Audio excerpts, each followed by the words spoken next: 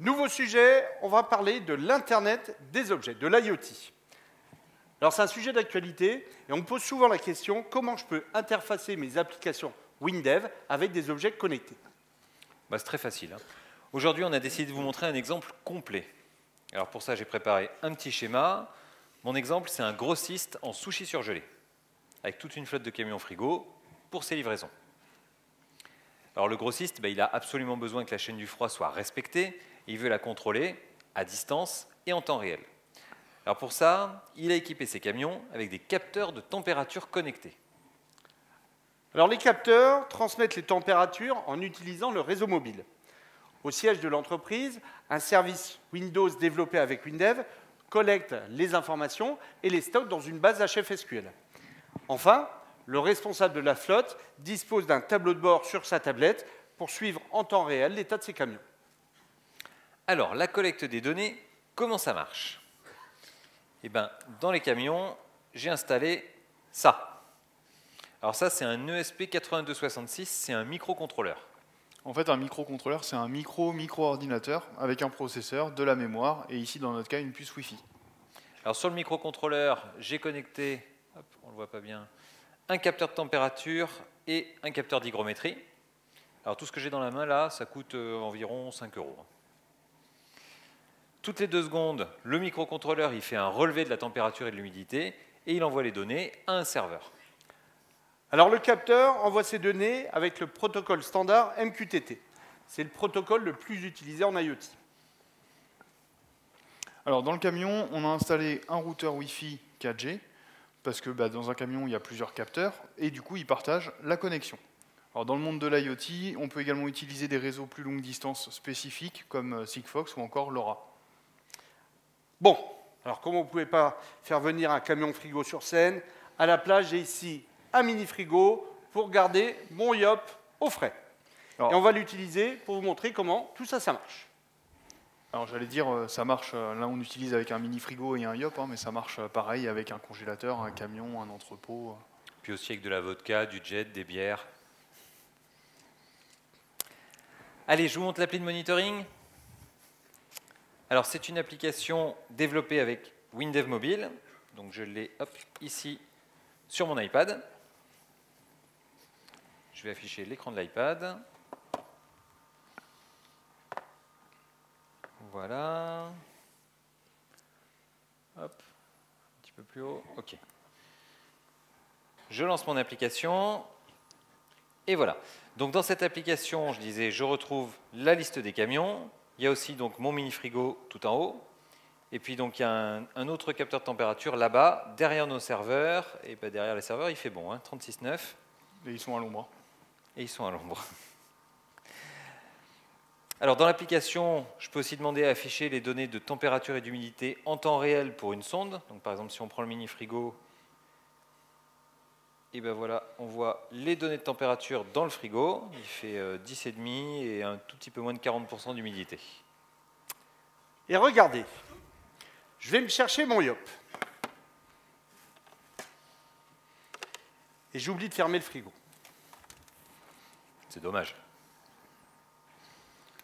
Et, par inadvertance, j'allume mon sèche-cheveux.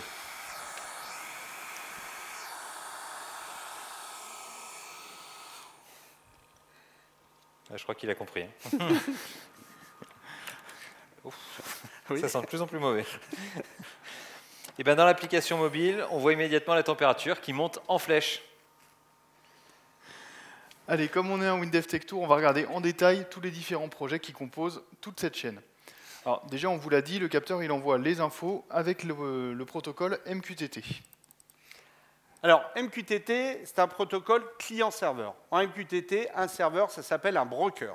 Alors le broker, ici, nous on l'a installé sur notre serveur Linux. On a utilisé un broker standard qui s'appelle Mosquito. C'est un logiciel gratuit en fait. Les capteurs envoient des données au broker. Et chaque fois que le broker reçoit une donnée du capteur, il la relaye en push à mon service développé avec WinDev. Donc mon service, il enregistre alors la donnée dans sa base HFSQL. Allez, je vous propose qu'on aille regarder le code du service écrit en WinDev. Alors, on a vu tout à l'heure que la norme de l'IoT pour la communication, c'est le protocole MQTT. Donc, notre service, il dialogue en MQTT. Et pour dialoguer avec un broker MQTT en W langage, c'est très simple, j'utilise la famille de fonctions W langage MQTT. Pour ça, je déclare une variable de type MQTT session, je renseigne les paramètres du broker, donc son adresse, le numéro de port, le nom d'utilisateur et le mot de passe. Alors attention, quand vous déclarez une session MQTT, il y a un membre qui doit être obligatoirement rempli, c'est le membre ID client. Il doit être obligatoirement rempli avec un identifiant unique par client. Donc, du coup, moi, ce que je vous conseille, c'est d'utiliser la fonction donGUID pour avoir un identifiant unique. Ensuite, je me connecte au broker en utilisant la fonction WLangage MQTT Connect, puis je m'abonne au canal qui m'intéresse avec la fonction WLangage MQTT Abonne. En fait, un canal MQTT, c'est simplement un identifiant. Quand un client publie une donnée sur un canal, le broker il renvoie en mode push cette donnée à tous ceux qui sont abonnés à ce canal-là. Alors le premier paramètre de MQTT Abonne, c'est la session MQTT. Le deuxième paramètre, c'est le nom du canal, donc c'est celui qu'utilisent mes petits capteurs. Le troisième paramètre, c'est le niveau de fiabilité que je veux quand je reçois des messages. Savoir si je veux une communication à 100% fiable ou la plus rapide possible. Bon, dans notre cas, si on perd un message, ce n'est pas très grave, donc j'ai mis le niveau le plus rapide. Et enfin, le dernier paramètre de MQTT Abonne, c'est une callback qui va être appelée automatiquement par le WLangage chaque fois qu'un message MQTT est reçu en push. Alors, on va aller voir son code. Dans cette callback, je stocke le résultat de la mesure de température et d'humidité dans la base HFSQL. Et c'est tout. Vous voyez, recevoir des messages à la norme MQTT en WLangage et donc communiquer avec des objets connectés, c'est extrêmement facile. L'IoT en WinDev, c'est facile. Alors là, on a vu la collecte des données. Maintenant, on va revenir un petit peu sur l'appli mobile pour voir comment on fait des graphes temps réel en mobile. Alors, déjà, un graphe temps réel, c'est quoi? En général, c'est un graphe qui affiche les données sur une même plage de temps. Ici, 1 minute. Et cette plage, en fait, elle va se déplacer, elle va glisser pour afficher toujours les dernières valeurs. Alors, comment on fait un graphe temps réel avec WinDev Mobile? Alors, dans la fenêtre, ici, j'ai les deux champs graphes que vous avez vus tout à l'heure. Le champ graphe pour l'humidité, le champ graphe pour la température. Et pour remplir ces deux champs graphes, en fait, j'ai utilisé le data binding. Les deux champs, ils affichent les données d'un tableau. Et pour remplir ce tableau, j'ai tout simplement utilisé un timer. C'est-à-dire que toutes les 2 secondes, je vais chercher la dernière valeur du capteur que le service WinDev a écrit dans la base de données. Je l'ajoute à la fin du tableau. Et enfin, je réaffiche les graphes avec... Je l'ajoute ici. Je l'ajoute ici. Et enfin, je réaffiche les graphes avec grdessin. Et c'est tout. Allez, je vous remontre rapidement le résultat. On revient sur la tablette. Voilà, donc là on est sur les températures du frigo. Ça s'est un peu restabilisé. Le premier graphe en haut, c'est l'humidité en bleu et en rouge, la température en degrés. Et puis dans cette application, l'utilisateur, il peut aussi demander à afficher l'historique de toutes les mesures. Et voilà. Alors ça peut servir par exemple à vérifier que l'isolation et la réfrigération des camions ne se dégradent pas dans le temps. Alors ici, ce graphe, il est affiché sur 3 ans.